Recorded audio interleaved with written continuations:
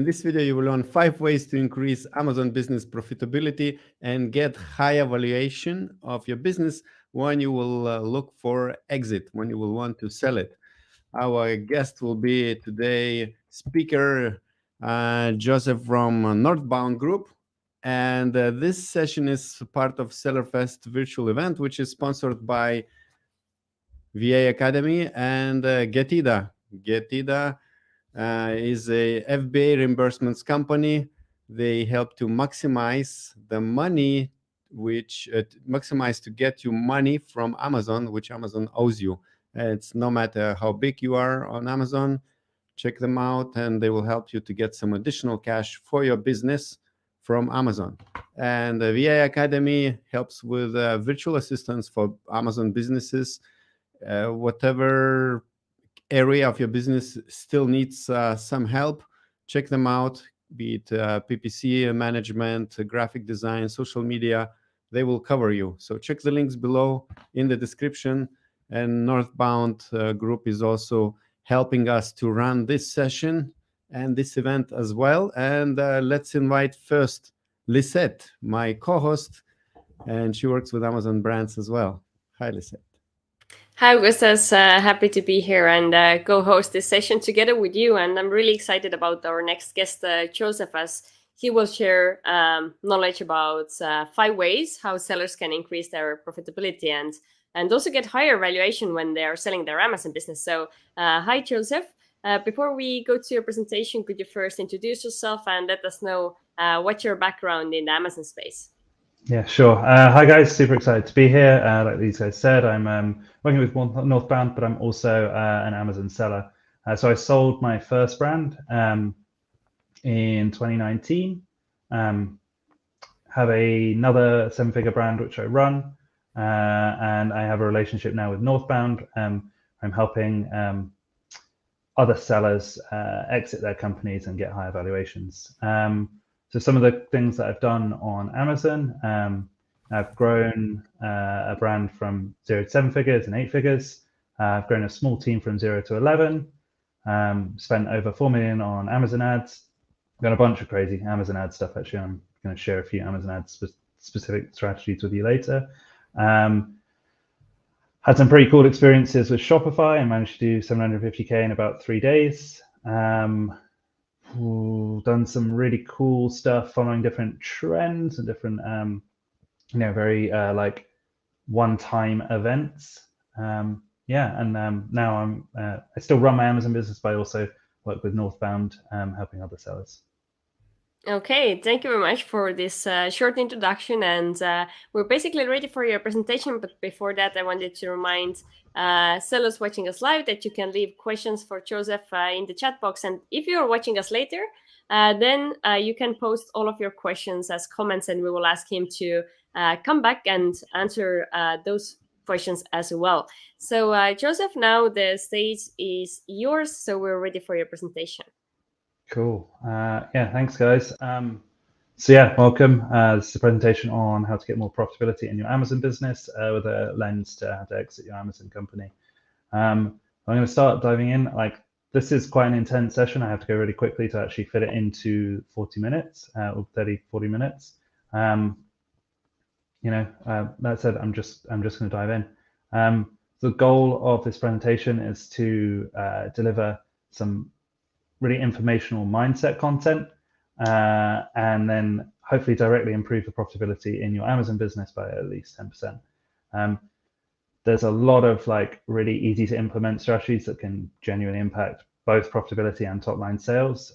So yeah, like set up, take notes. Like I really think this is going to be quite impactful for a lot of sellers. So with that said, the first strategy I have is an Amazon ad strategy. I call it the 80-20 DSP strategy. So a lot of people out there get DSP a little bit wrong. Either they think it's not for them and just completely turn a blind eye to it, or they use an agency to onboard into DSP. The agency will not align with that business's mission and run ad campaigns that end up being unprofitable or not returning a good return on ad spend. So we've got a way that we set up our campaigns that we can almost guarantee profitability.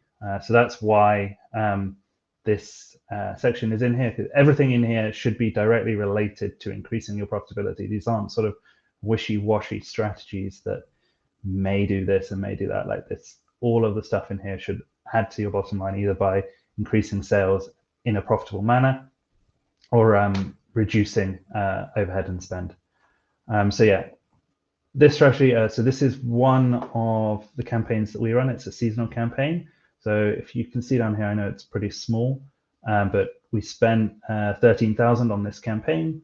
We were able to return 183,000 in sales, which is a 14 times ROAS. So this is a really successful campaign. I'm just going to walk through how we set this up and some things about this campaign in detail. So for those who don't know, what is DSP?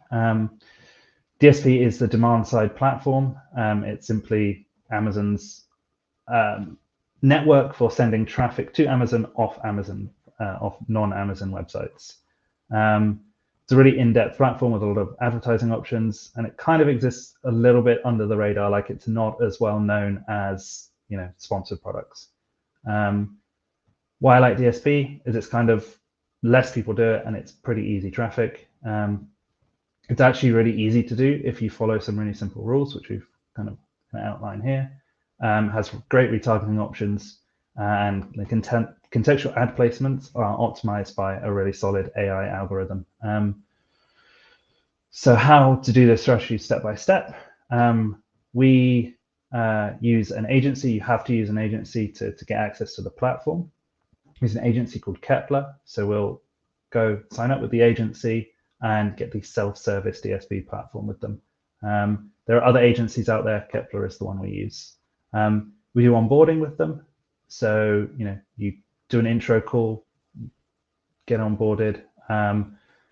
One sort of little tip I have here is that if you say that maybe you're going with another agency or thinking about different things, you can get them to waive the onboarding fee. So that's what we did. So it saved a couple of grand. The next step is to then group all of your products. So if you have a really niche, like a really focused brand, they can probably just all go in the same category. Some of the companies I've done this with have got like a bit more spread out. So we put like toys with toys, kitchen stuff with kitchen. Pretty kind of simple. You then select your category like home and garden, whatever. And I've got a little screenshot after this that will show how to do this in a little bit more detail. So these are just the kind of bullet points that go alongside those. So you want to set a contextual desktop line item. Then you want to turn on your geolocation. So basically within Amazon, you can find out the location where your customers are. So for example, with the product that I showed you before, most of our customers are in Florida or California. So we plug that information into the ad to target the most relevant customer base. Let the ad run for like 2 weeks.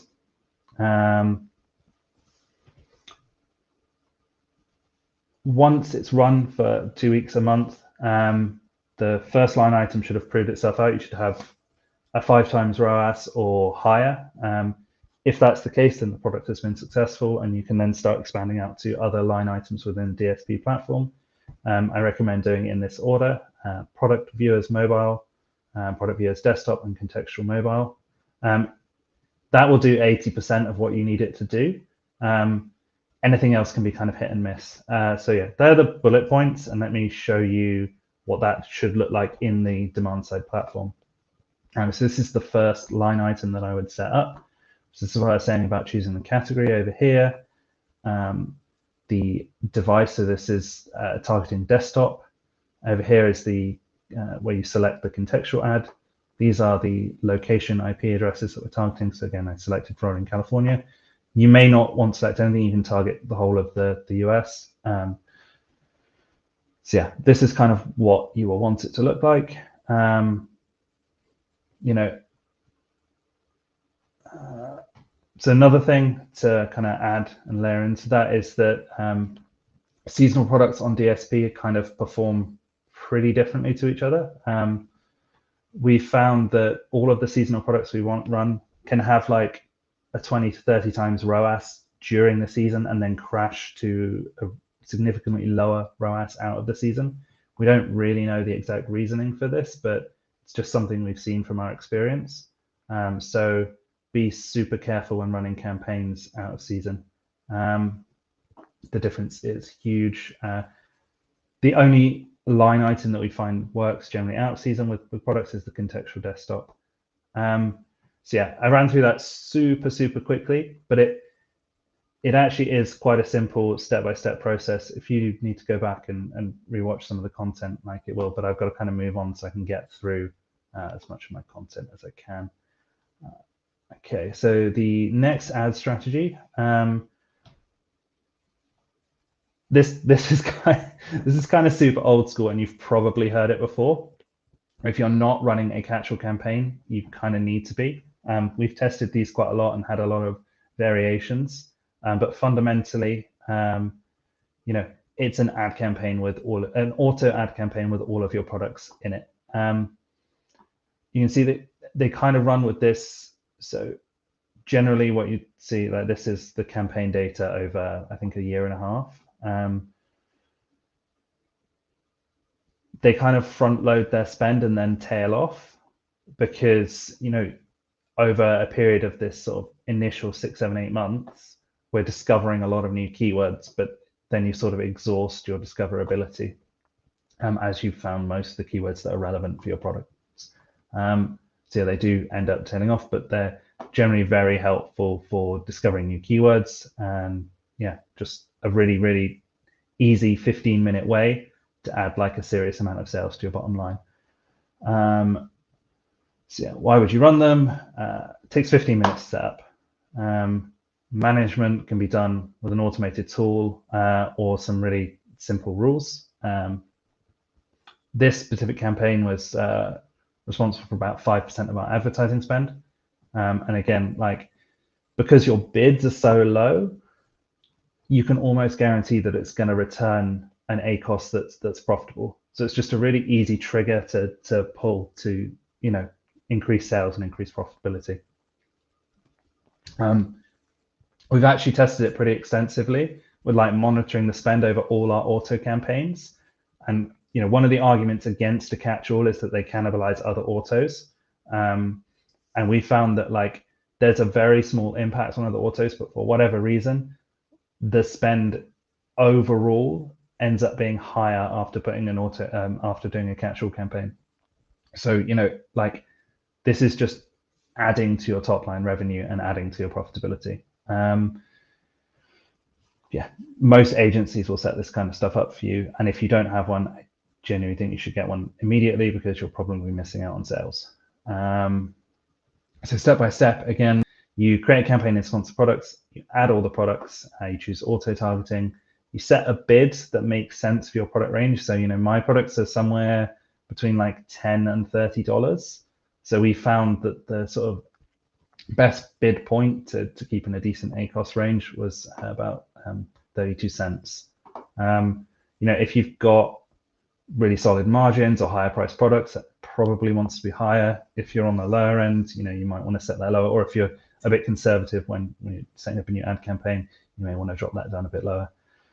Select dynamic down and no end date. The important thing is once the campaign's active and has been running, you want to be exporting successful keywords to exact match like you would do with most campaigns, negativing poor performance keywords, and then going in and manually pausing any products. Like some of your products just won't perform as well as others.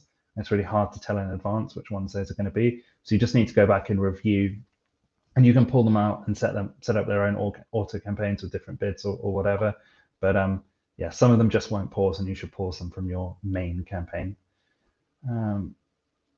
So yeah, this is kind of what it will look like when you're setting up within Amazon. So you'll go and create a normal campaign, that 32 cents bid I talked about, all the settings, dynamic down, no end date. You know, if you've got a naming scheme for your campaign, you can put it in here, daily budget. So yeah, that's the catch-all campaign. Highly recommend it if you're not doing it already. This, honestly, I kind of considered not sharing this strategy within this presentation because this is a bit more risky. So like, understand that's a caveat for this one. Like,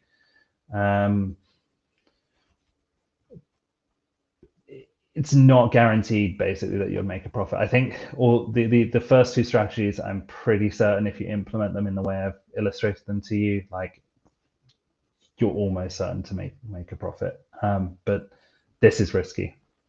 So basically, what I call this is frequently bought together display ads. The simple concept is you find a higher price product.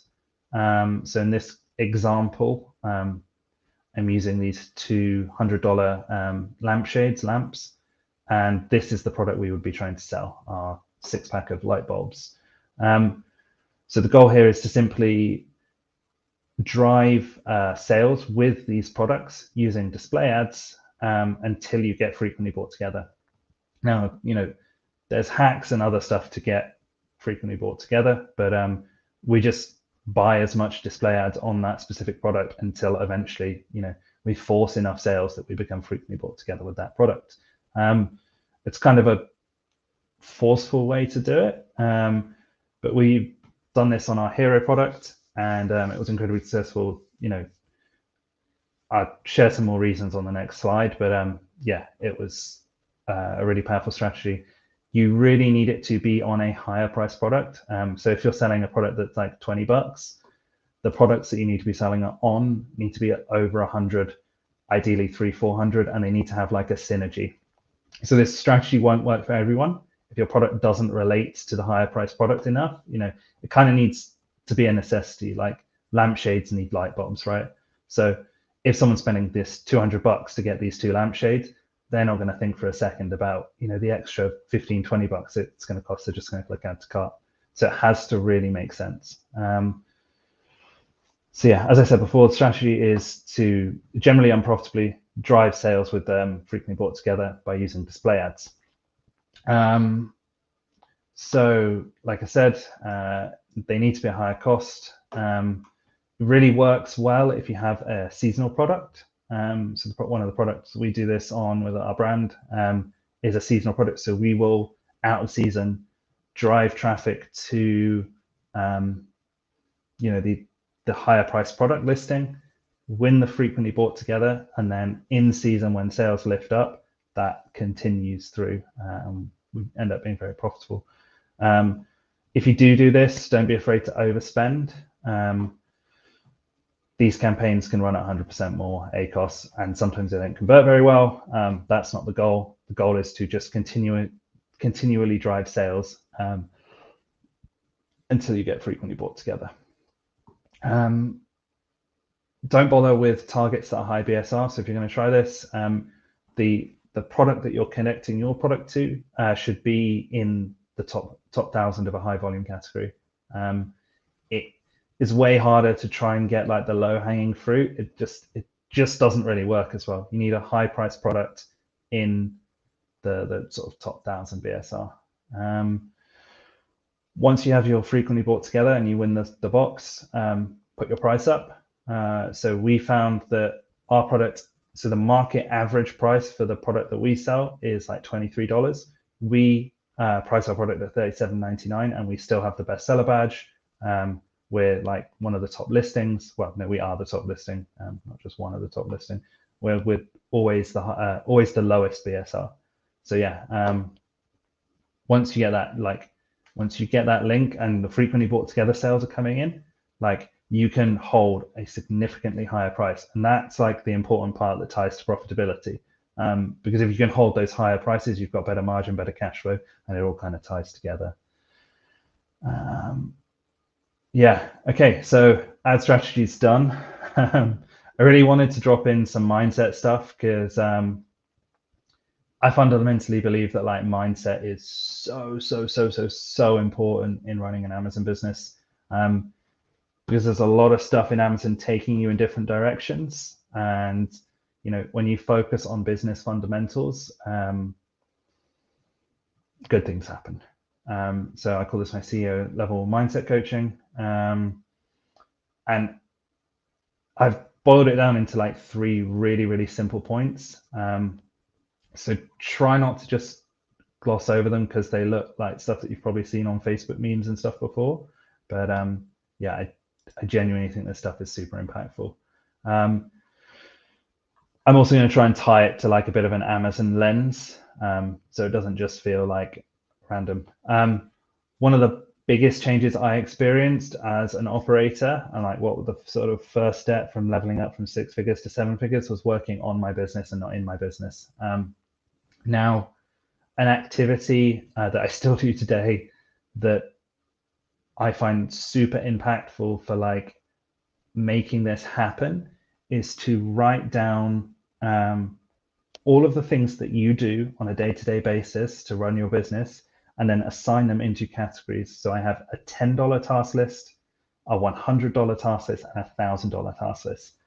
So like your $10 tasks are like your, you know, bookkeeping, you're filling in margin sheets, like you're contacting seller support, doing customer service. Like if you're doing these things, and that's fine, like we all have different stages in our businesses, and sometimes we will need to do these things.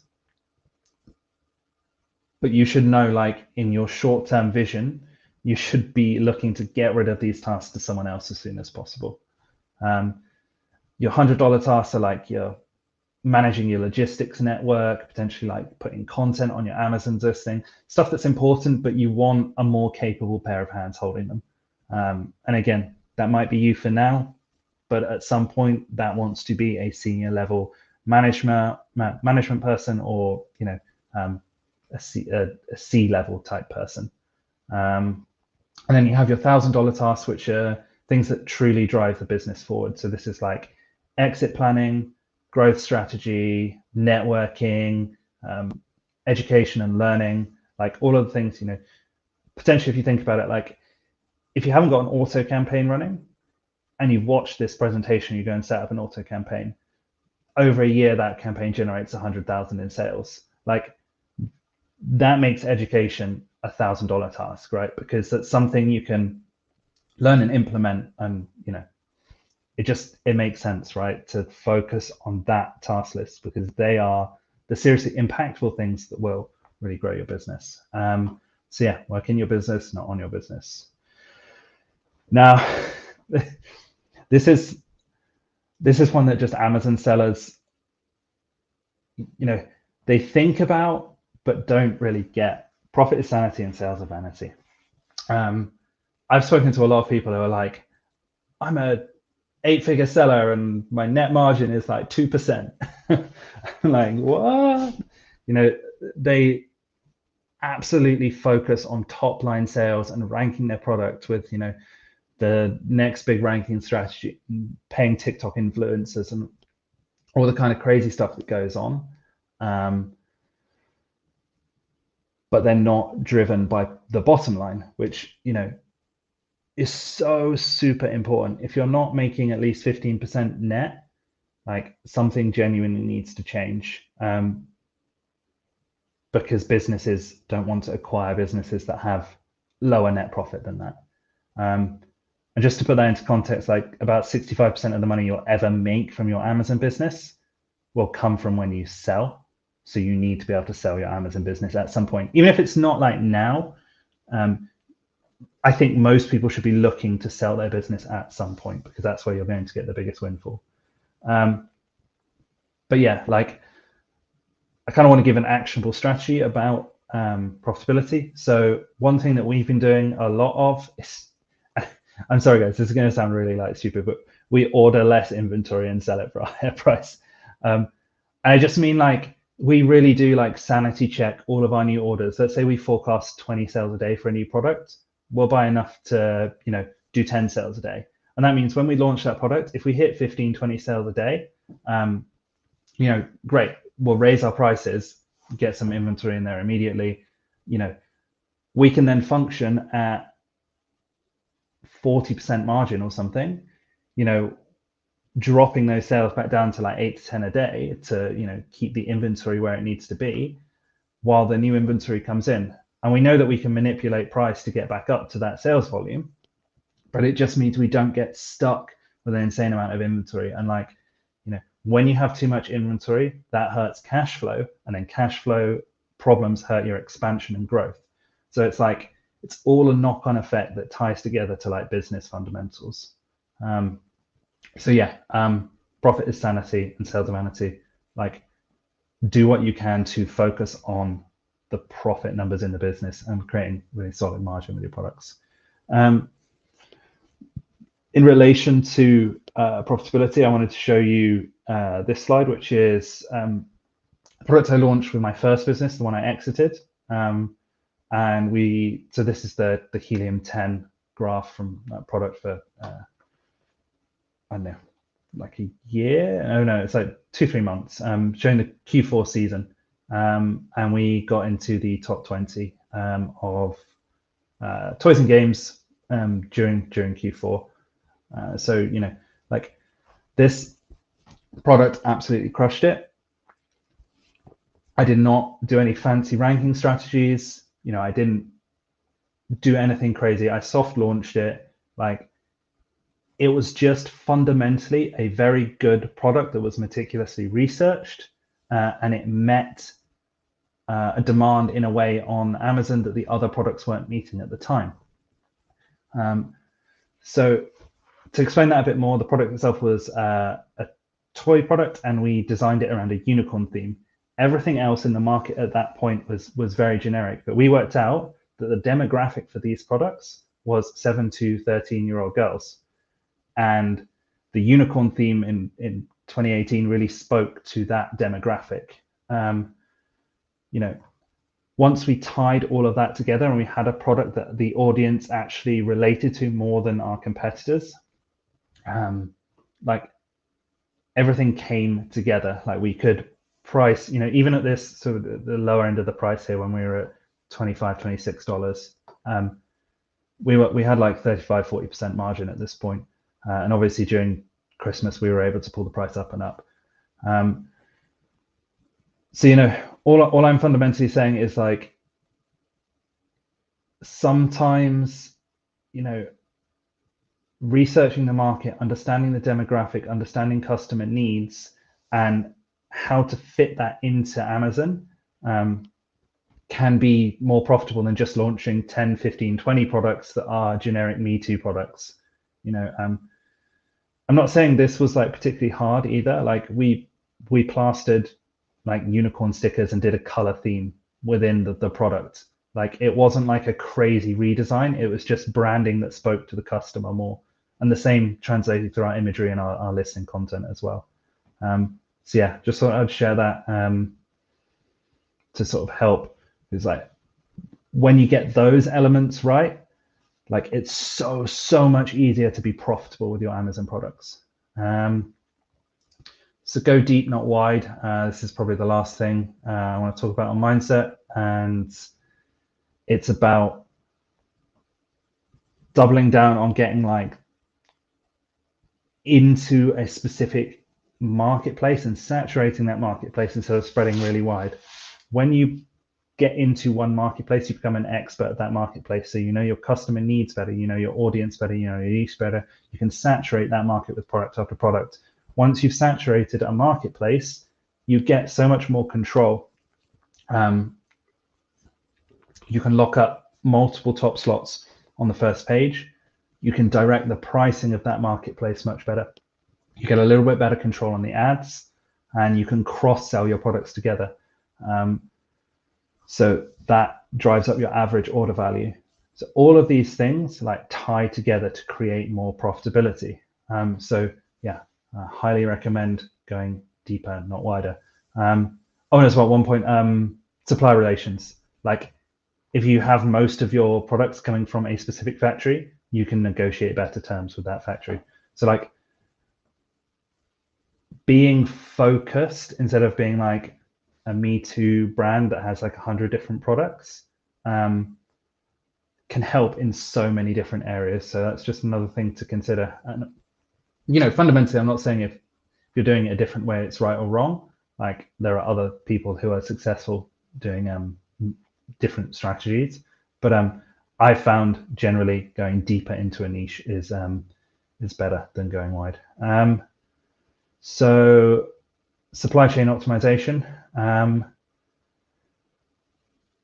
Now, yeah, I mean, this is kind of like the least flashy area of my presentation, but I still think it's fundamentally like super important. Freight and duty are likely to be like some of your largest costs on your P&L. If you're not focused here, you'll be overspending and potentially, wasting thousands of dollars a year. So I've boiled down some of my experience into some really simple rules. Always get multiple shipping quotes. Ship everything on the slowest boat if you can, if your cash flow can handle that. If your IPI score can handle it, ship directly to Amazon.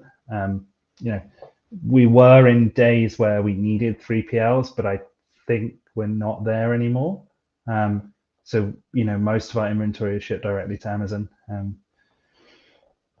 You can use your suppliers or freight forwarders as temporary warehouses to help you control inventory moving directly to Amazon. So we end up actually shipping on roughly a monthly basis into Amazon. And our relationships with our freight forwarders and our suppliers help us do that.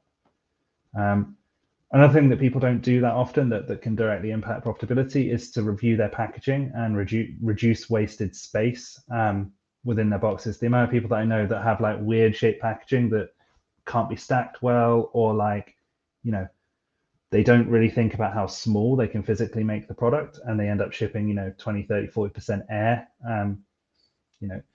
Last year containers were goddamn expensive, and so we're shipping, and it's come down a bit now, so these kind of things become less important, but it's still relevant if you're shipping costs are hundred thousands a year. Like, these are things that you need to focus on and get those sizes of boxes down to save money.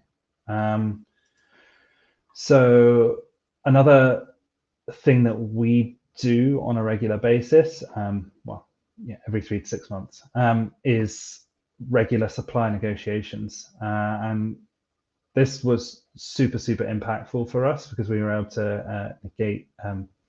to negotiate some really cool payment terms by using this strategy.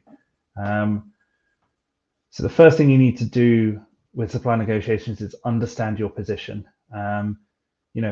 If your factory is huge and does hundreds of millions of dollars in sales, and you represent a very small percentage of that, you don't have much leverage. So you need to understand before approaching a negotiation how much leverage you have. If you're working with a small factory, that employs 10 people, and you can just ask the factory agent, how many people work in your company.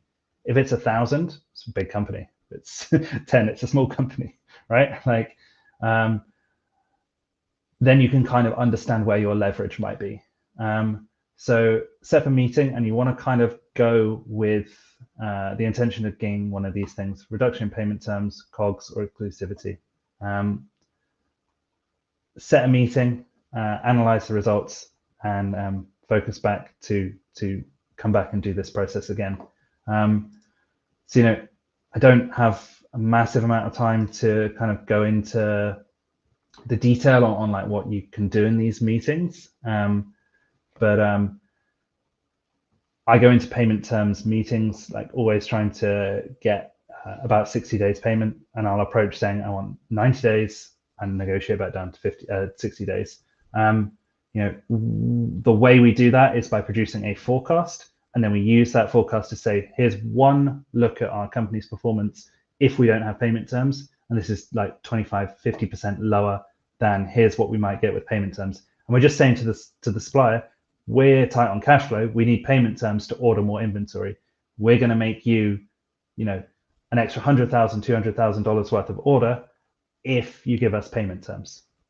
So that's kind of the fundamental. So another thing we like to work on in our business is on-page optimizations to create more average order value.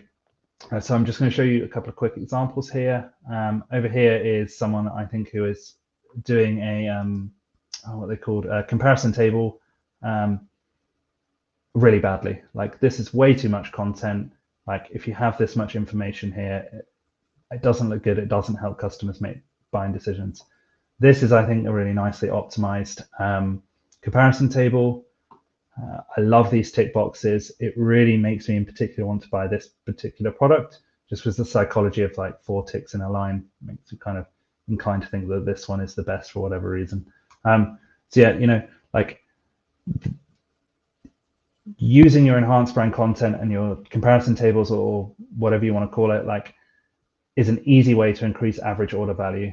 Our company has 1.3 average order value. So, you know, if you're not in that range, you might want to try some of the things I'm going to show you. Another thing that we've been experimenting with a bit recently is the bundling. So I don't know if you've seen this option, but when you put these bundles together, they display on your listing, and you can use your hero product to direct sales on your other SKUs. This isn't going to be a big game changer, but again, it's something you can implement in like half an hour of you know, setting up a new listing, getting that content over, and you know, you can get your personal assistants to do that kind of work for you.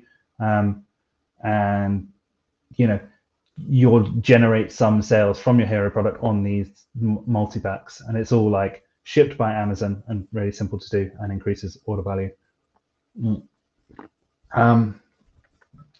So cross-selling, we like to have on our hero products a couple of cross-selling images that just tells customers what else is in our brand. Here are some samples I found.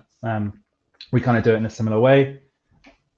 Some people I've seen, you know, add discount codes and all that kind of stuff. I think it's sort of a bit iffy in an Amazon sense. So just a nice image showing that you have other products within your brand.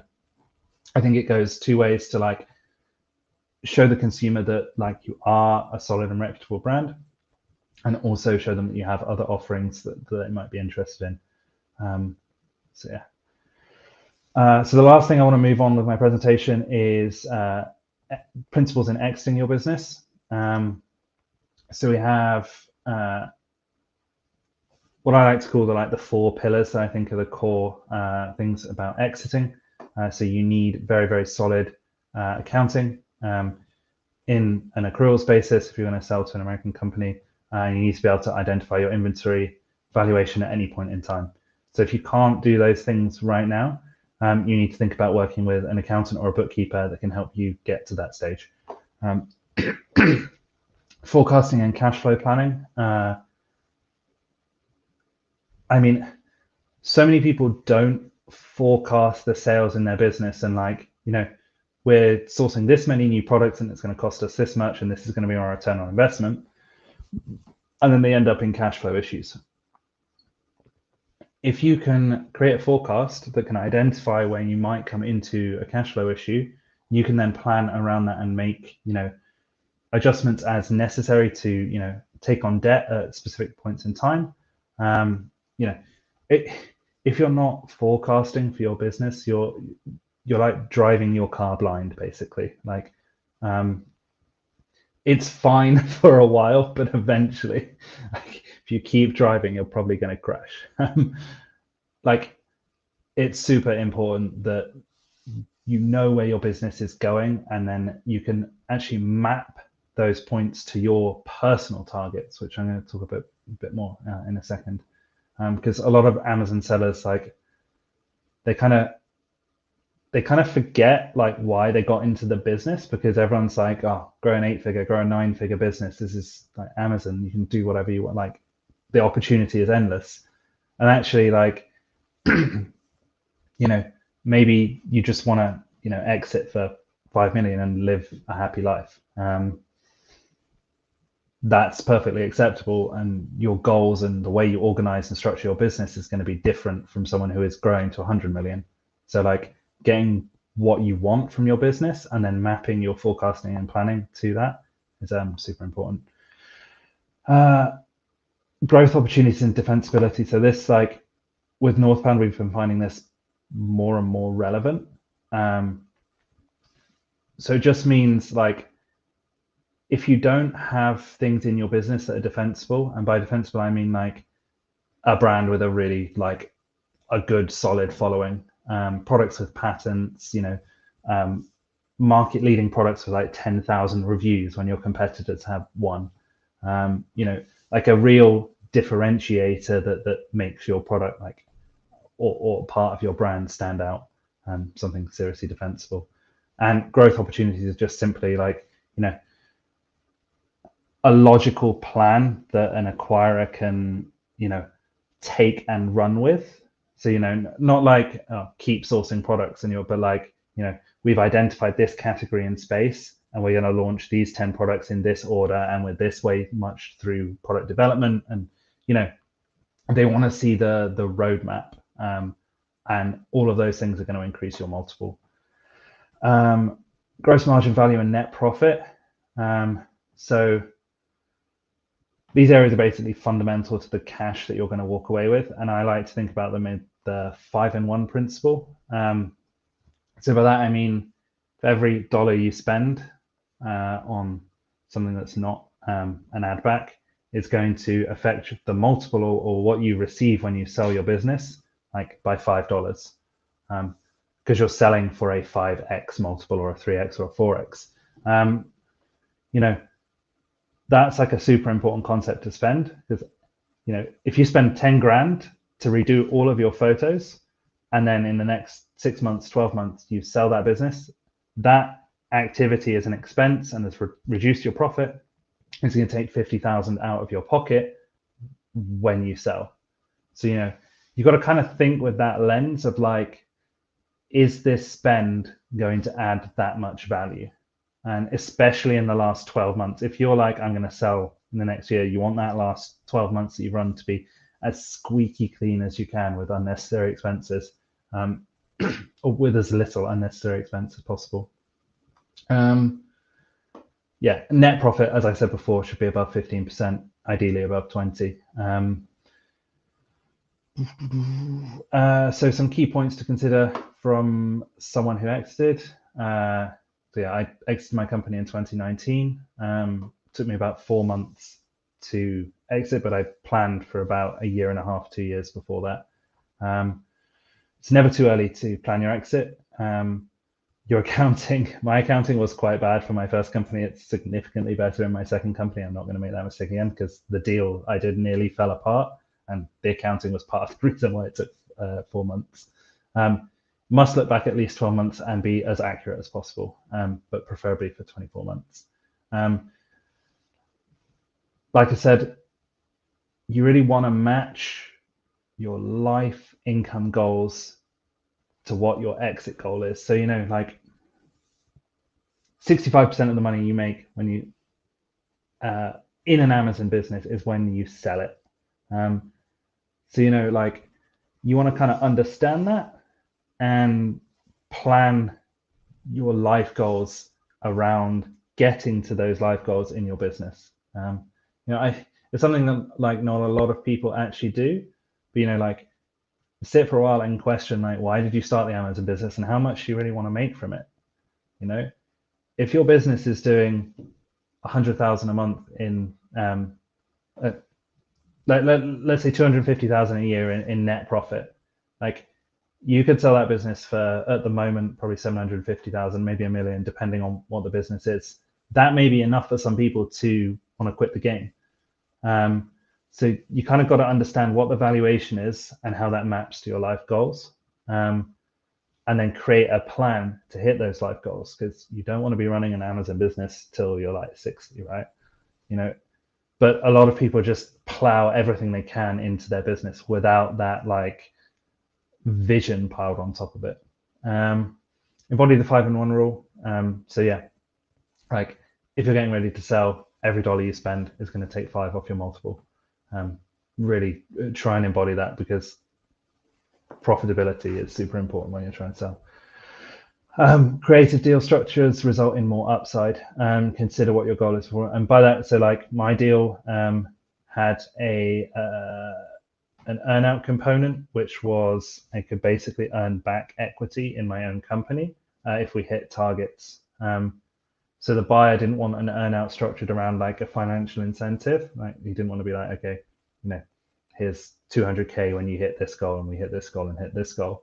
But and I wanted upside, so we negotiated that I could earn back equity in my company, and then he ended up buying me out of that equity.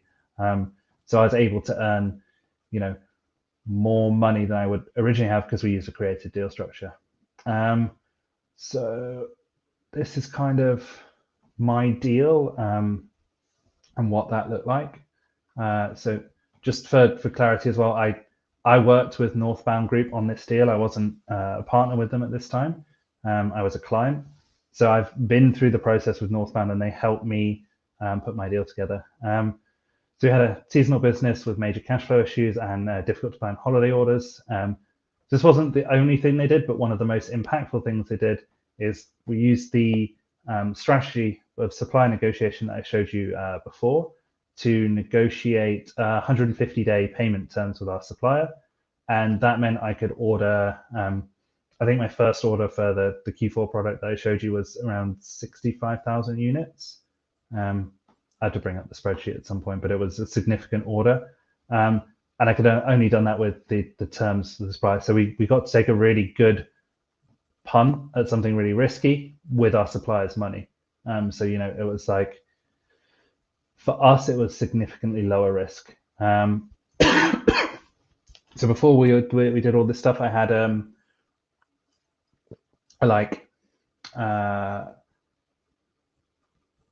high six-figure business, is what I'm trying to say, a high six-figure business, and we were able to scale that to a really solid seven-figure. And actually, by the time we ended up closing, we were inches away from eight figures. So yeah, we were a very solid business, and we increased in a very short space of time, a really significant leap in valuation because of implementing some of the strategies that I actually shared with you earlier. So yeah, interesting stuff. That's it. I hope that was kind of interesting for you guys. That was a lot to get through, and I tried to blast through it super quickly so we didn't overrun, but I think I have overrun anyway. Thanks for watching, and yeah, if you've got any feedback, please give it to me. If you want to book a call with me, here's a link. Super open to talking to anyone about exiting or planning to exit. That's kind of what I get kicks out of now. So yeah, that's the link. It's just a Calendly link, and I think they're in the description and comments for Northbound too. Yeah, cheers guys. Yes, thank you very much, Joseph. I like this kind of diverse amount of tips from different areas, even for CEOs or CEO mindset, which affects the evaluation of the business. And maybe to get those maybe who joined a bit later to this session, can you tell one more time, Northbound Group, how do you help Amazon sellers? And in what? Sure. So Northbound Group are like an advisory service for those wanting to exit. So you can help in the pre-transaction phase. So with advice on how to create your business in a more make your business more profitable fundamentally, and then help in getting the getting ready to go to market phase, and then the deal phase. So helping you through the negotiation, the contracts, and that whole process to make sure you get a premium valuation on your Amazon business or SaaS service. Yeah. How is it different from a broker? So brokers are way less hands-on and sort of focus more on a churn and burn kind of relationship. They're not going to look under the hood. They're just going to be right, give me your accounting numbers. I'll tell you how much it's worth and we'll list it on our website. We'll go way more in depth than that and really help the seller grow. And that can be over a period of, we've had sellers that we work with for 2+ years to get them to a stage where they're hitting their life goals to meet their exit targets. And then we'll help them through the process of exit. All right. So yeah, you'll find the link below to Northbound Group. I think there is a link and a link to book a call directly to your calendar. And this session is part of the virtual event Seller Fest Online. If you enjoyed it, Don't forget to, of course, subscribe and like below. We implemented a feature last week, a like button below our video. So check this out, check if they work for you. And as part of this event, we asked 20 Amazon experts to deliver additional video sessions which are exclusively packaged into VIP package, and they are not available anywhere else. And this VIP package you can access by clicking the link below or using the link you see on the screen. So in this package, you have 20 videos which Amazon experts recorded just for us. And these experts are talking about different variety of topics, from Amazon advertising, how to, for example, identify root causes of problematic ACORs, or, for example, Kamal is talking about different Amazon listing video types and which perform the best. And Joseph also provided us additional video, which is another 50 minutes of valuable content. Joseph, can you give us an overview what's in that VP video? Sure. So for example, on this slide, I ran through a lot of content very, very quickly, quite shallow depth, because I wanted to squeeze as much value as I could into a 40-minute, 30-minute presentation. That is 50 minutes of content on how to prepare for an exit in the 2022, like the state of the market as it is now. And that's purely content about exiting and, how to get a premium multiple for your business if you're planning on exiting. Perfect. So this session and other 19 sessions are available with a VIP link below in the description for a small investment. And now I think we are ready to move on to the questions. Let's bring Lisette. Hi, Lisette. Let's bring some questions.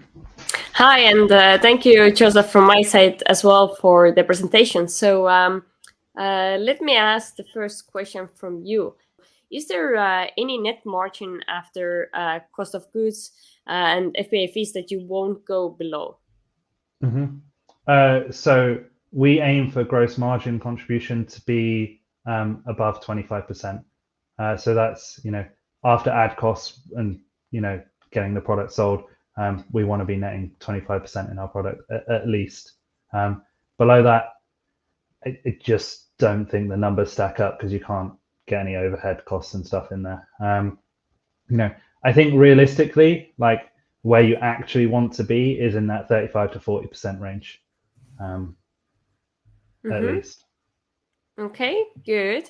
So another one, can you share tips how to do cash flow planning for an Amazon business? Any kind of tips you could share with the sellers? Yeah, I mean, like the simplest way is to just understand what's coming in and out of your business. Like I don't really like it's super hard to answer that question like without understanding like your skill sets or like where you are at with like planning cash flow at the moment. What we do is some simple things like taking an average of what we spend on a month on cost of goods, factoring in seasonality and just forecasting that out over 12 months.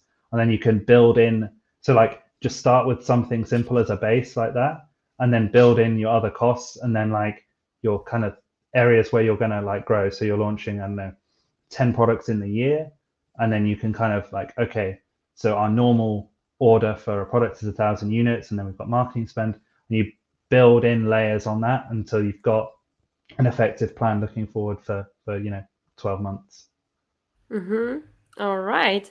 And I think one of the last questions for the day. So you mentioned virtual bundles. So I don't get many sales from virtual bundles. Is it still worth setting them up to protect my product page despite low conversions?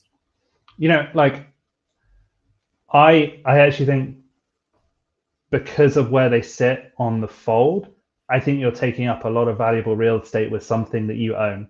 So that like, I don't know the technicalities behind it of like, does that hide ad spots of other products? Does that like, and there's so many factors of like resolution and screen size that affect that kind of thing. But I can't see how having more real estate on one of your hero products that is owned by you is a bad thing.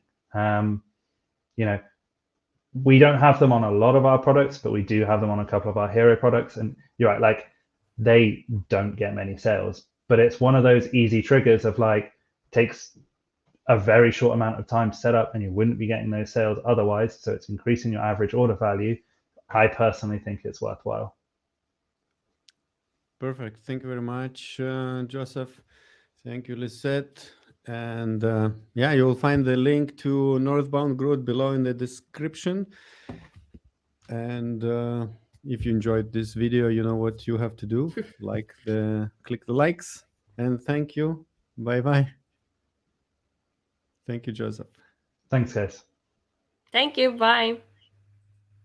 And now I would like to recommend you to watch other video where Ben Leonard's shares marketing and branding strategies to increase your Amazon business valuation.